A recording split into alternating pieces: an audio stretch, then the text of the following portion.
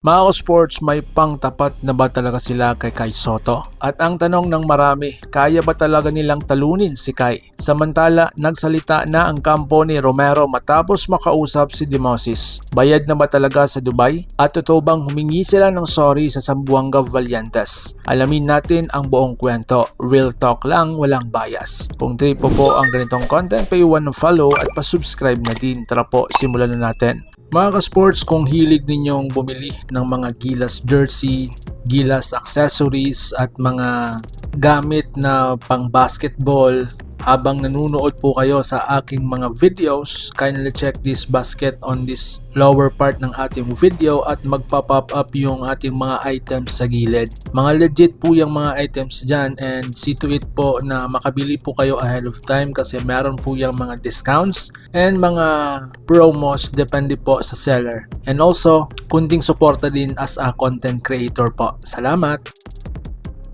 Mga ka-sports, unahin muna natin kay Kai Sotto. Sa ngayon, kitang-kita naman na iba ng level ng laro ni Kai. Mas composed, mas madalino sa depensa at mas confident sa opensa.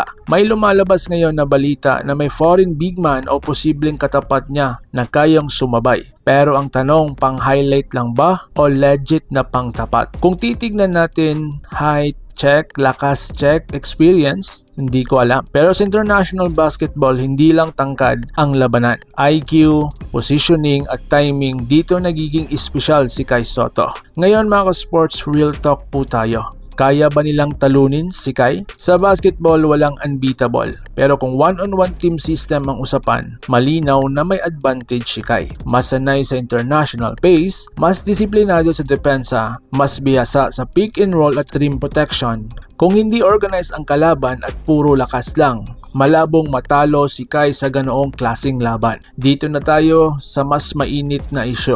Nagsalita na ang kampo ni Romero matapos magkausap si Demoses. Ayon sa lumabas na impormasyon, inayos na umano ang bayaran sa Dubai. May malinaw na komunikasyon na raw sa pagitan ng mga kampo at may indikasyon na paghingi ng paumanhin sa Zamboanga Valientes. Kung totoo ito, malinaw na may effort para ayusin ang gusot at hindi na palakihin pa ang issue. So ngayon mga sports, para sa Zamboanga Valientes, natural lang na masaktan o magtampo, lalo na kung usapang commitment at professional agreement ang nasagasaan. Pero kung tuluyang maayos ang bayaran at malinaw ang apology, panalo ang basketball community. Hindi dapat personalan, dapat professional, malinaw at may respeto sa bawat isa. So ngayon mga sports, ano ang epekto kay Kai Sotto? Para naman kay Kai Sotto, malinaw ang isang bagay. Focus lang dapat siya sa laro habang may ingay sa paligid. Si Kai, tahimik lang nagtatrabaho, nag-i-improve at naghahanda sa mas malaking laban. At sa totoo lang, kahit sino pa ang iharap, handa po si Kai. Ikaw mga ka-sports, ano sa inyong tingin?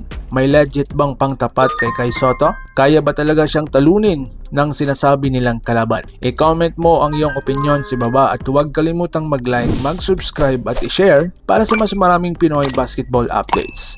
Salamat at kita-kits sa susunod na video. Laban ng Pilipinas, puso, ingat po kayo.